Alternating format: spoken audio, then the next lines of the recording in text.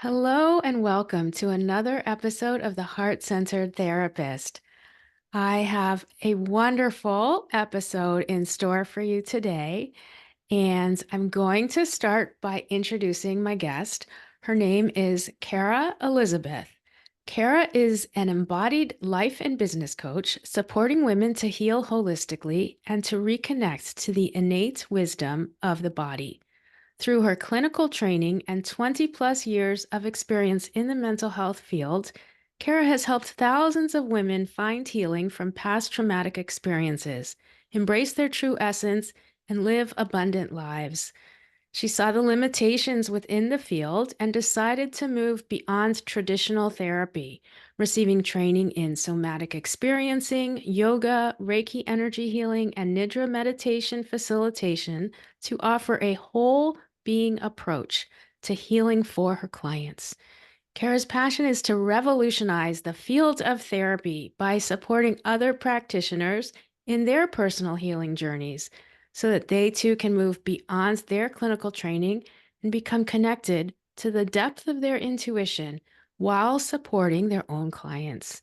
In this way, Carah envisions the ripple effect of the healing impact to extend to all beings. Welcome, Carah. Thank you so much. It's so great to be here. It's just an honor to be a guest on your program. Ah, yes, it's a privilege for me to have you. And one thing you describe is that you're a therapist gone rogue. And I love how you say that. It's on her website. You got to check it out, carahelizabeth.com. Let's get that out of the way because it's Yes. important. Beautiful website, so much Thank there. you. Thank you so much. Yes, I really identify as kind of a rebel. And so doing things differently from the traditional way. And so that's why I call it myself therapist gone rogue because kind of going off, coloring outside of the lines while still being able to support so many people with my skills and my trainings. Hmm. Yes, that's beautiful. And there are lots of us that I think we seem like we don't really have a rebellious side, but then, hey, a lot of therapists are rebels, right? Absolutely. Absolutely. Yeah. So as we think about therapy and coaching and being in a helper healing space, I love to ask my guests this first question. What does being heart-centered mean to you? Yeah, it's such a beautiful question. So for me, being heart-centered is being connected to my spirit, to my body, and really allowing myself to move from my intuition, from my intuitive sense versus just the skills and the knowledge that I was trained in school. And I saw such a huge shift when I began to do this, when I began to really become comfortable um, with what felt most aligned to me, most intuitive to me, rather than when I was simply um, guiding clients the way that I was trained to guide them. Mhm. Yes. So for you, there's a big heart that's connected to your intuition, your spirit. There's like a spark as you describe that. Yes, absolutely. Absolutely. Hmm. Yeah. Well, I love your definition of being heart centered. And then let's combine it with also going down that traditional path and then really getting in touch with your true self that was a rebel and said, I can have a greater impact by switching things up. So take us back to the Mhm. beginning, please.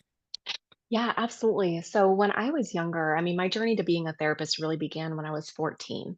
And it began with my own experience in therapy, having had an eating disorder and being in the mid to early to mid 90s with an eating disorder when that was before it was really popular, before we really knew a lot about how to treat the eating disordered individual.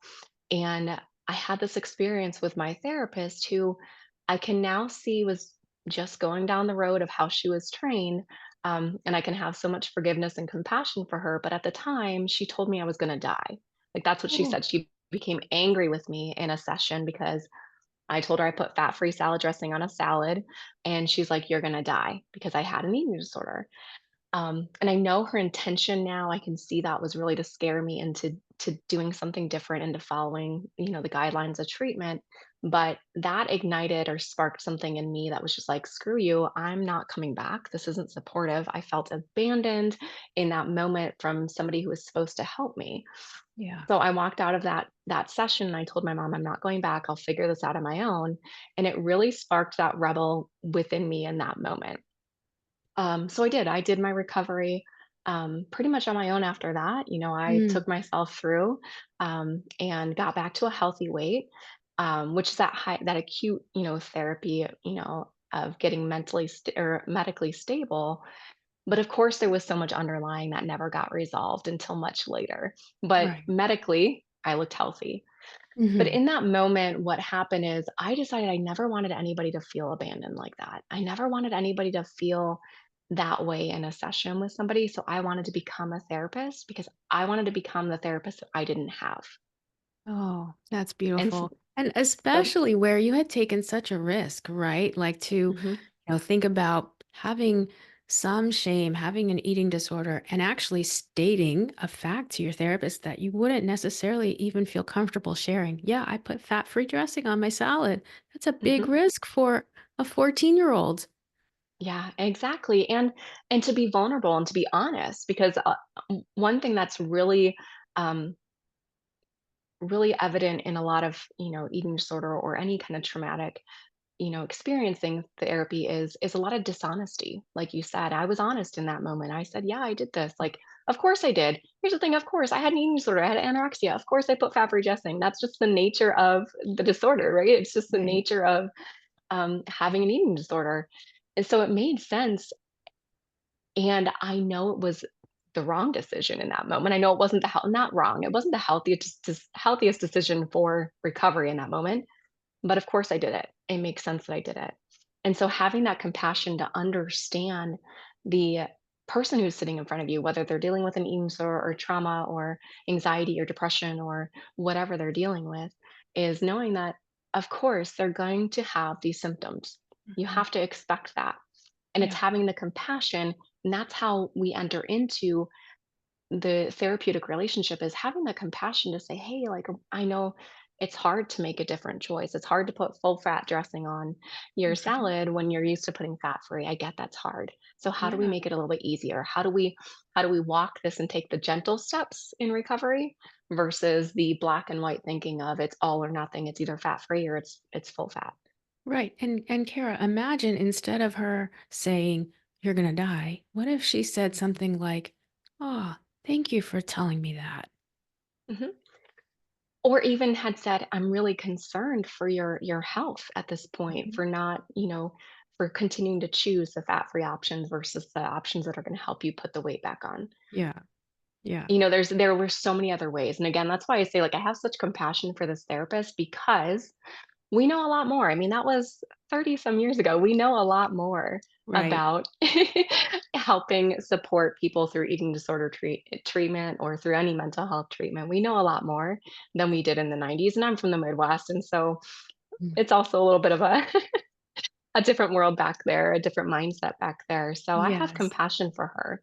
But Yes. that was the catalyst for starting my journey to become I a love it. therapist. Yeah. And the thing that I'm really struck by too is even at a young age, you knew you had tapped into your intuition and you knew that wasn't going to be the healing for you. Absolutely. Mhm. Absolutely. So you went to graduate school and became a psychotherapist. I did. I put myself through undergrad, I put myself through grad school, and through all of the years of work experience to Mhm. get into my private practice. Cool. Yeah. Yeah. And And it so was for a while you really enjoyed your private practice. I mean, it sounds like you worked with, clients who really needed you, women with trauma and all kinds of other issues that you enjoyed working with them. absolutely. I enjoyed my job up until the very end. It's never that I didn't enjoy my clients. A lot of it is the culture, especially where I am here, the culture of the mental health field that I struggled with, the politics behind, the rules and regulations and what it means to be a therapist. Because we all go in wanting to help people. That's why we become therapists. We're empathetic. We love people. We want to support people in living their best lives.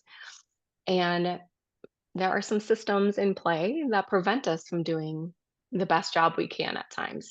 And Mhm. that's what really I really struggled with, as well as really struggling with um, the emotional nature of colleagues, of other people in the field. My therapist back in the 90s, I ran into that archetype of therapist, we can call it, throughout my Mhm. entire career, of this bitter, this complaining about clients, this culture of, um, again, we're doing this work with people, but then behind closed doors, we're complaining about clients and we're talking smack about them and Right. about the industry as a whole. And I'm like, I just didn't want to be a part of that part of it anymore.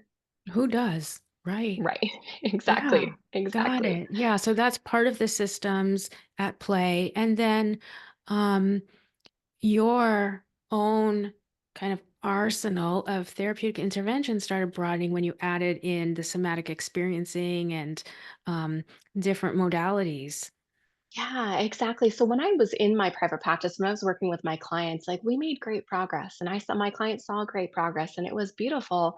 And then I realized that we were hitting a kind of a wall. We were hitting a ceiling, so to speak, of only being able to go so far. And there was more that I could feel within myself for being able to take them further in their healing. But with the traditional methods of psychotherapy, we were only able to get to a certain point. And it makes sense, right? Psychotherapy, psychology, psyche is all about the mind. We're taught so much about the mind and we don't aren't bringing the body into it. I do feel like this is changing and I think a lot has changed in the last 4 years with the way the world is changing. But at the time, I began to seek other healing modalities for myself. So Mhm. I really spent more time in the yoga studio doing yoga, and then I became a yoga teacher because I'm like, this is really helping me, like being on my mat, being in this movement practice, being in this meditation, and then began to explore energy work and somatic experiencing and really tapping into the body as where we store so much of that traumatic memory. And when I started to incorporate all of these modalities, energy work, body work, my skills as a therapist, I saw my clients lighting up and just making such tremendous progress in such a short amount of time. So I knew I was onto something. I was like, oh, this needs to look different. Hmm. Yes, yes.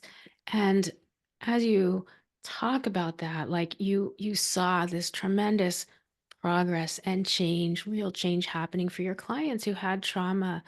Um, and you've talked about trauma as well, you described trauma as being like a spiritual wound. And so does Absolutely. that come through with this like this body wisdom approach? Help me understand how you conceptualize that. Yeah, absolutely. So I do a lot of work. So I like to say like my work is east meets west. So I Okay. do a lot of work with the energy centers in the body, so the chakra systems, as well as just again the body as a whole. So trauma, the reason trauma is so debilitating for so many of us and takes such a process to resolve it is it's a spiritual wound. It wounds us to the core of who we are, not just the body. The bruises heal, the broken bones heal, um, even the mind, like we can forget about things for a time and move beyond it. But that wounding at our core is really what is the nature of trauma for me and my perspective. It's why it lingers on for years. It's why that we can have that flashback of memory and our confidence depletes right away. Or, it's that spiritual aspect of it. It wounds us in who we are, who we Yeah. believe ourselves to be. And so for me, the only way to really tap into that is to get into the body and get into the energy system to understand what is happening inside. So we work with the different energy levels, the different energy centers in the body, and we identify the wounding at that point. So for instance, the root chakra muladhara is our wounding of so much. If that is wounded, that sense of safety is wounded, it's hard to build upon the entire energy system in the body. Like every other energy system is going to have a wounding because we don't feel safe. And so we really have to start with the body of how can we help the body to feel safe?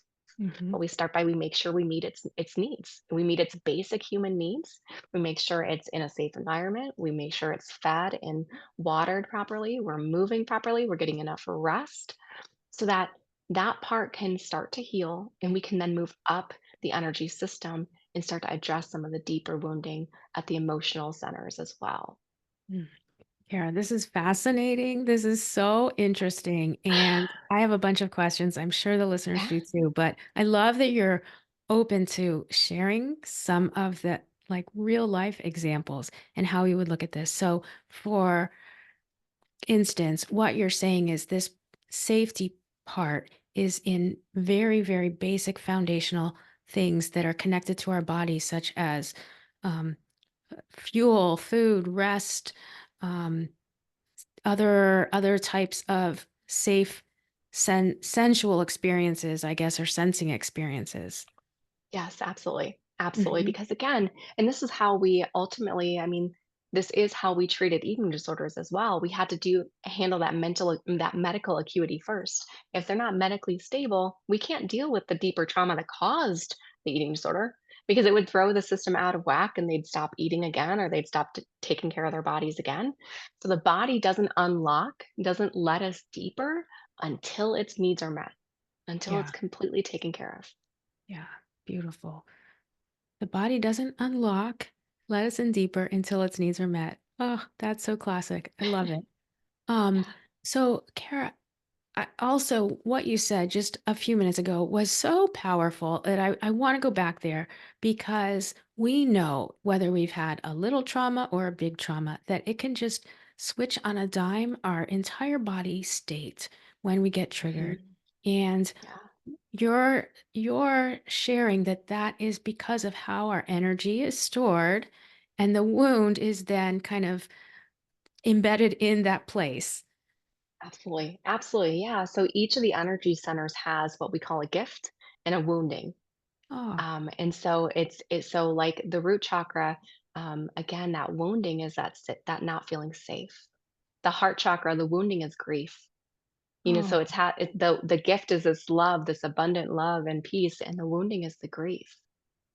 And so if we have that grief that's there, that's still so raw and real, it prevents us from giving and receiving love as freely as we can because it's holding on to that wounding of mm, grief. yeah. And you make a fist, and so it's like this constriction, this holding, as opposed to the Mhm. what we know as the open heart chakra, right? And that it's Yes, hard for some people to even do that or even like hold their hands out like this, right? Some clients can't even do that. And what you're absolutely. saying is, check in with grief. Yeah, absolutely. And again, grief doesn't necessarily mean loss of a person all the time. It can be loss of an innocence, it can be loss of a childhood, because of a trauma that happened. And Yeah. so it's the grief of whatever that person is perceiving as grief. And so this is the other key to trauma is it's so unique and individual and it's not I can't judge a person's trauma. Like they can tell me what their trauma is and it may not feel like I wouldn't have been traumatized by that, but that doesn't mean that they're not traumatized by it. And that's Right. what's so unique and important to recognize is we each experience emotional experiences differently. And it's not putting a label on that, as this is one thing that's trauma. We have an idea of like collective traumas like that happen in the world, but it still affects each person individually. And we Yes. have to honor that that means that there's not one right or wrong way to work with that trauma. Mhm. And it's such a good reminder because we are human and our impulse is to judge.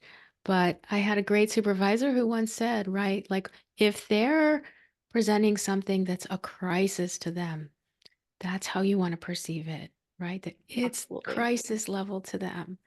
So Absolutely. that's taken me far. Share Yeah. with us another like energy center and where we might see a gift and a wounding. Yeah, so Manipura, our solar plexus chakra, that chakra right above the navel center. So that is your sense of power, your sense of being. So that's your Oh, powerhouse. That is that activating energy of power. And the wounding of that is that disillusionment of power, right? That I have no power. It's often again what is taken when we experience a trauma, especially in early childhood. We don't have that ability, like that center doesn't fully mature because mhm. either we're told by parents like you don't have a right to say no, or we're told by society that we don't have a right to say no, like children are meant to be seen, not heard. Any of those things can pull apart our power there, and can leave us feeling powerless, which affects our confidence, which then will affect us throughout the rest of our lives, right? If we go, and this is where we see a lot of, again, people pleasing, a lot of, wallflower, playing the wallflower, not asserting ourselves, not saying what we feel because we're afraid it's going to be rejected or we're going to be told it's not right or it's not accurate. And so we lose that sense of personal power from that power center. Yeah. When you said people pleasing, I could easily see how that would kind of get you more aligned as a therapist coach, right? In terms of working with your client, because, oh, maybe there's something going on with that chakra or that energy center. Mhm. Yeah, absolutely. Yeah. And as you learn this and as you start to as I've gone through it and learned it, I'm able to see the first thing I really do with clients is what I call a best life analysis. And it goes through different areas of their lives and rank them on a scale of 1 to 10. And we talk about where they are in each of those areas and we talk about why. So I don't Mhm. just have them rank them. I say, why do you feel that's true? And what this does is this helps me really gauge of oh, which chakras are a little bit out of balance, which chakras have a little bit more wounding than the other ones, and let's Mhm. start with some of those before we move on. Yeah. Would you be willing to share this best life what did you call it? Analysis, I'm sorry. best Best life life analysis. analysis. Okay. Would you be willing to share this best life analysis, those categories with our listeners? Because we're all self-development junkies. We want to know. Yeah, absolutely. So we talk about. I'm probably not going to remember all of them. I think there's 7 of them. Let me That's see if I fine. can. You're testing my memory right now. Oh no, that's okay. Um, Even a few will take us far. Yeah, absolutely. So we talk about relationships, like where are you on your relationship scale? Work life balance. We talk about money, finances. We talk about where the finances are, where you're feeling that.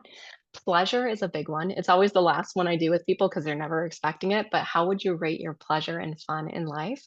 Because that is so hugely important in our lives, in creating an abundant and embodied life. We talk about, oh gosh, no, I'm not gonna, I said work, home environment, environment. So like home, the community setting that you're in. We talk about how we rate that as well. Um, Religion is another one. If people have a spirituality or religious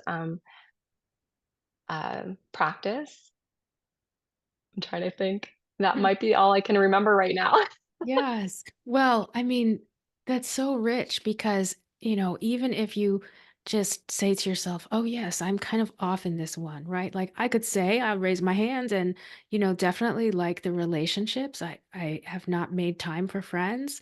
So I'm busy with Mhm, work or I choose work over other mhm, things. I think it's choosing me, but I still know I have something to do with that. A little mhm. bit of a reveal there. And then Yeah. also, oh, what did you say? Oh, I'm already forgetting it. Oh, play, pleasure. I think of play with pleasure, right? Like Mhm. fun Yeah. things other than like getting exercise. What do you do for fun? Mhm. Yeah. And I Yeah. used to, and that's it, that's one that I really struggled with as well. And that's one that a lot of people with trauma Yeah. or emotional experiences in the past that are lingering struggle with because, again, the trauma shut that off. Of I have to just be, it's easier to be in my head. Play is a very body based, part of life, right? It's a blended state. And so we have to feel safe enough to play. And a lot of people who have had intense traumas don't feel safe enough to play. It's so much easier just to live up here and create lists and do all the things, and check all the boxes in that black and white category, and just pretend that play doesn't exist. Absolutely, absolutely. And hey, thanks for calling me out on that. No, it's so connected with so much of our experiences and just to help you all think about, if somebody is like really driven, right? That doesn't necessarily mean you have to discount that there was any trauma. There might have been because that could be a response to stay up in your head or something else. But I love Mhm. those categories and I really love hearing about these energy centers and that beautiful description of how they have both a wounding and a gift.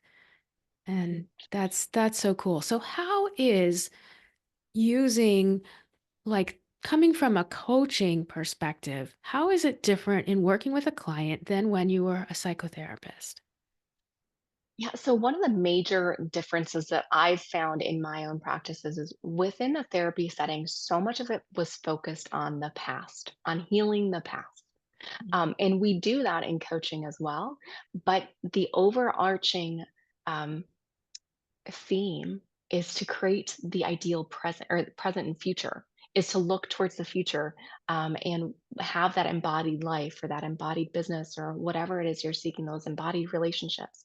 So we're always focused on that. And while we deal with things that come up from the past, the goal is how do we move through that so that we don't have to keep carrying it into the future, so that we can be in that future free of these things, um, from the past. And in therapy, again, a lot of times I was beating, I'll speak for myself. I was beating a dead horse, with these past experiences.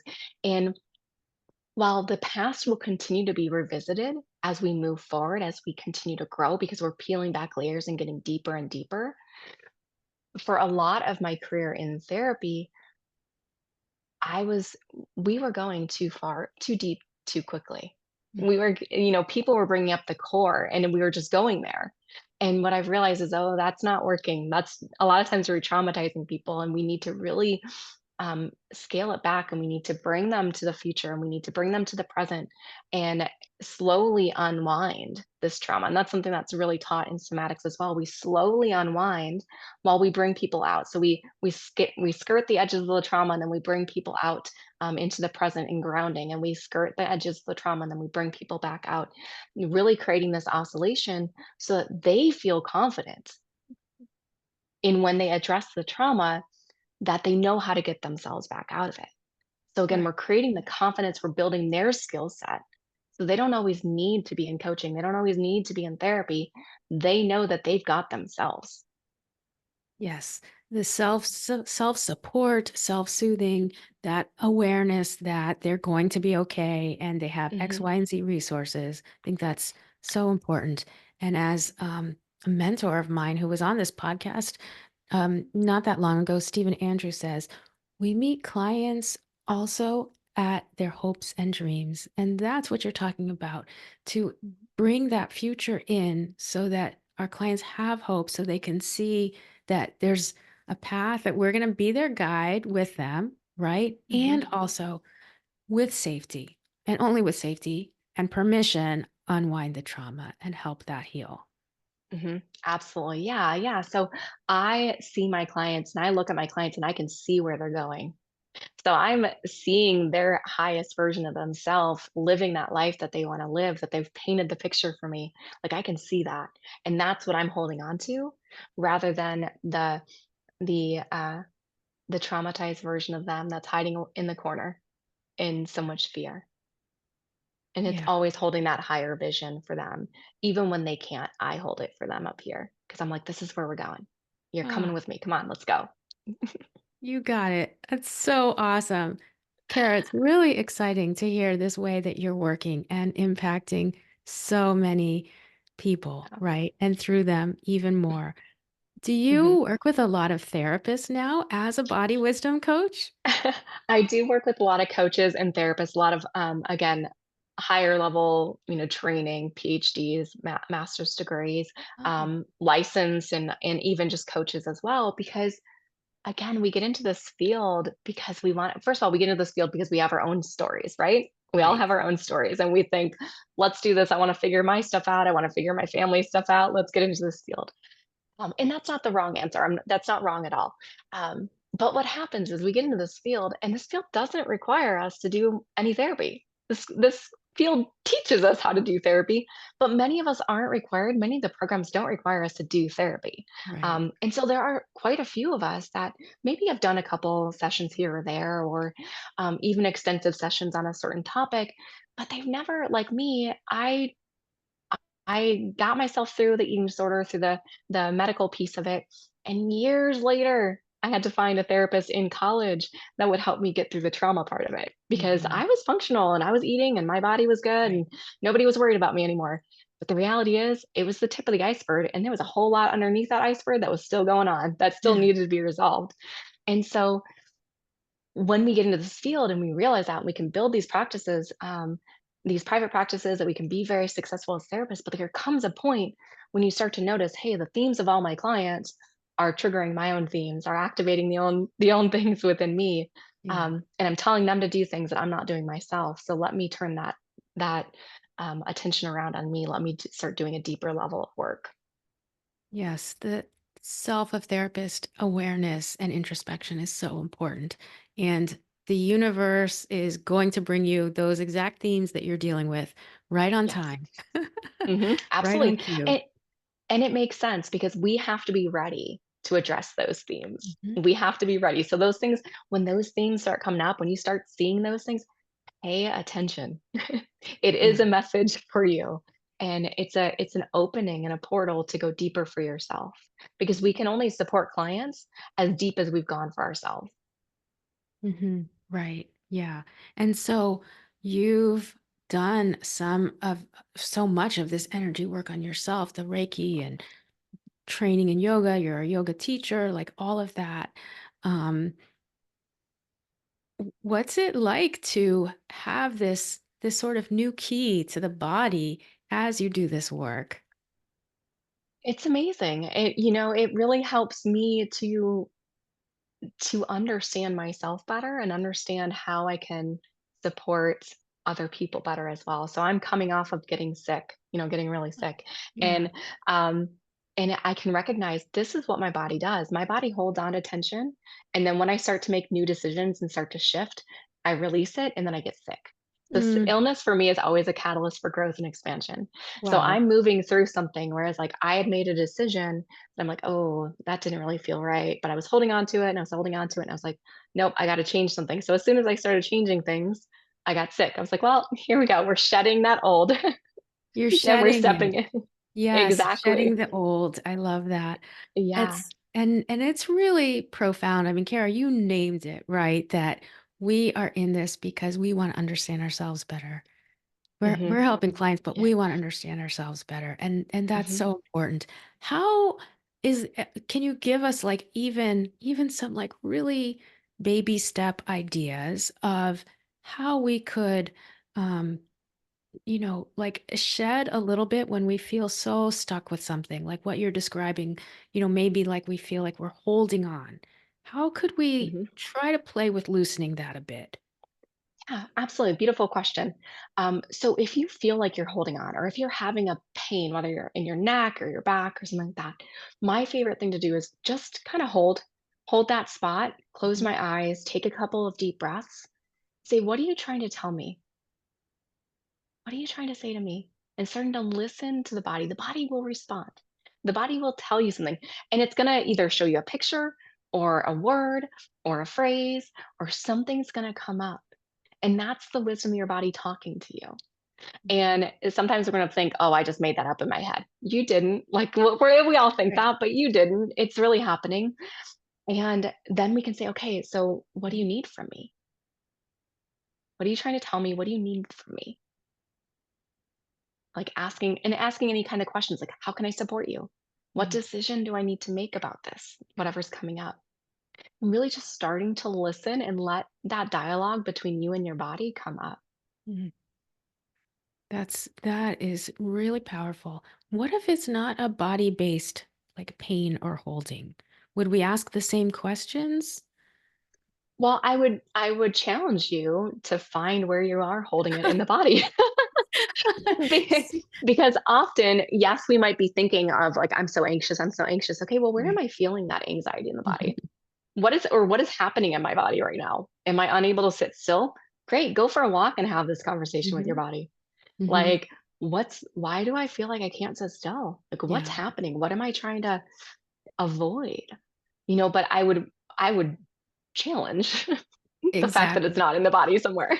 Right. Kara, you are a rock star. That's so awesome, right? So here I would be like this difficult client because I'm like, well, what if it's not in the body? And she's like, hey, girl, it is. You just have Yeah. to find a different way to access it.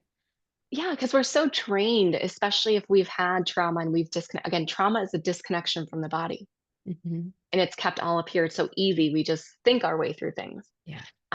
And when we ask that question or when we try to drop in the body, when we begin to open the door between the mind and the body, we're opening a whole new world of dialogue and of awareness and of what's really happening that we've been missing because we shut that door down. Yeah. Yeah. And I know I was kind of joking with you, but it is really important to me to highlight um, masterful work. And what you just did there is such a great example of, such a talented therapist, coach, healer who brings in a gentle confrontation and a challenge. And so I hope everybody can listen to that and see that beautiful work that Kara just did with me. It's amazing. So as we have that awareness, right? How does the self-compassion then show up? Like we start to get this awareness of ourselves, of both those gifts and those woundings, and what do we do with all of this self-compassion that we're supposed to have? Yeah, so that's where again the mind really comes in at that point because all of a sudden we'll start to be frustrated with ourselves. Oh, I can't believe I did this again. I can't believe I'm doing this again. And that's again where we say, hey, but of course you did. Of course. It like just like of course I put fat-free dressing. Of course this was the pattern. We didn't Mm, even know it was a pattern until just right now. So of mm, course we're still gonna struggle with those old patterns. And now that I'm aware, I get to choose. I get to choose to do something different. And some days I might do the same thing. Some days I might choose to engage in the pattern. That's okay too. That's part of the process. As long as we're building the awareness and saying, okay, well, I chose the pattern there. mhm. It made sense. That's what felt safe for me. That's what felt comfortable for me. I wasn't quite strong enough to choose a different way today. That's okay. Nobody's perfect. That self-compassion is so beautiful, and that self-compassion is just filled with this validation, the understanding and recognition of the pattern. We all have those patterns. And then expanding the range of choice by saying you have an option. You could stay with that, or maybe try something different. Or what do you need to support yourself to try something different? So it's Mhm. really, really just so powerful. And I think one thing that really helps with that is is having a picture of ourselves when we were younger Hmm. present with us because that pattern is from a much younger age of who we were. That pattern was established when we were little, when whatever that first emotional experience that was intense was happening, we created that pattern and it kept us safe. It worked. It worked for years. It's just not working anymore. And so by knowing, by having that visual of who we were, and say, "Hey, little girl, it's okay. I understand. Hey, you kept us safe. I'm so proud of you for doing what you knew to keep me safe. And now I'm here and I'm 42 years old and I'm going to make a different choice because I know I can keep us safe now." Right. Yeah. You're telling her, I've got you. It's okay. I can make Mhm. the decision now for us. We're going to be safe. It's beautiful. Kara, you Yeah. are so good at what you do. I Thank you so really much. want to acknowledge you for that. Like you are so good at what you do, and everybody got to experience your gift today. And Mm. it's wonderful. Thank you so much. I'm Yeah. so, it's just so great to chat here with you today and to share this. And I love Yes. making connections and new connections. Yes, and what you're sharing is going to help so many people because you've given, you know, actionable advice that people can take with them for themselves, therapists out there, and for their clients, for their loved ones, whoever is in their realm that they love to help and to, help with their abundant life, as you say. It's really Yes, cool. absolutely. Absolutely. So, share with everyone because I know people are gonna really love this conversation, want to know more about you or how they could work with you. Where can people find out about you? What do you have going on? What are some of your offerings? Yes, awesome. So the easiest way is Instagram. It's the one I'm most, prevalent on all the time. So sending me a DM, it's at Carah.Elizabeth. It's spelled Carah, so it's spelled a little different. That'll be in the show notes, I'm sure. Yes. And I do one-on-one offers, working on getting some group stuff going as well. But one of the things, a really great intro offer that I love is in January, I ran a program called Rooted in Rest. And it was a 40-day experience through the Telegram app, and it's still available. And so I every day I went in for 40 days and I offered a rest practice. And rest is really, the key is we need to slow down, especially with trauma, especially with this busy world. Until we slow down, we don't even know what's happening in the body. We don't even know what's going on in our lives sometimes. So every day for 40 days, I dropped a voice recording into this app, and it was anywhere from 8 minutes to 30 minutes, a yoga nidra practice to an actual yoga practice to breath work, just really to give ourselves the space to rest for 40 days, to build that connection with rest and that connection with our body. So that is still available as a self-paced course now, and I can include that link for you as well to include in the show notes. Great. Oh, that's wonderful. 40 days of rest. That would be a wonderful challenge for anybody out there. Um, it's amazing. And also you have ways that women can work with you one-on-one, and then down the road you're doing retreats, right? Yes, I've done some retreats, which were amazing, and I don't have anything scheduled again yet, but hoping soon, maybe in the fall, we'll get another retreat Mm-hmm. scheduled. Mm-hmm. That's awesome. That's awesome. So, I want to just ask you one last question. Like, since we were talking about therapy and coaching and just this beautiful wisdom and soul that you've become, what if you could go back when you were just starting and tell yourself anything, what would it be? When I was just starting therapy, Well, when you were just starting out as a new therapist. I would I would say follow the signs. Because there were actually many signs in my early journey not to become a licensed therapist, but I pushed through and I was head set on becoming a licensed therapist. And it took me 10 years because I didn't follow those signs, because I just kept pushing through. I mean, we're talking like I had to redo all of my hours because my supervisor was found out of compliance, even though I found her on the website for the board. So there were Wow. multiple roadblocks that were actually showing me there was a different way, that I was just dead set on Oh this way my that was right in gosh. front of me. So I would say follow the signs. Yes. Wow. That could be a whole different episode, but It sure yes, could. It sure could. amazing. Right. So follow the signs, follow your intuition, Mhm. and that's a great way for us to go out. So again, thank you so much, Carah. Everybody check out Carah.Elizabeth on Instagram, and we'll have everything in the show notes. And just thank you so much. And I hope we all stay heart-centered. Yes, thank you so much for having me on. It was such a pleasure.